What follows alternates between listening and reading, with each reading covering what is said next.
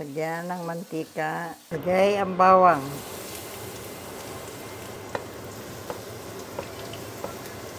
Pag nag-brown na ang bawang, lagay natin ang option lang naman na merong atay.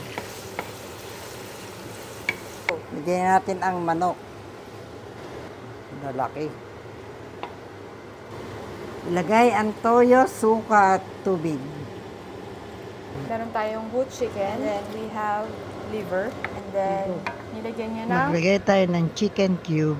Option lang naman yun. Lagyan natin ng bay leaf ng 3. Pamintang buo. Lagyan natin ng paminta. At ating ilagay ang isang basong pineapple juice.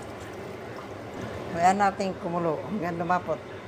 Bring to boil, hayaan kumulo hanggang lumapot. Ating iprito ang patatas.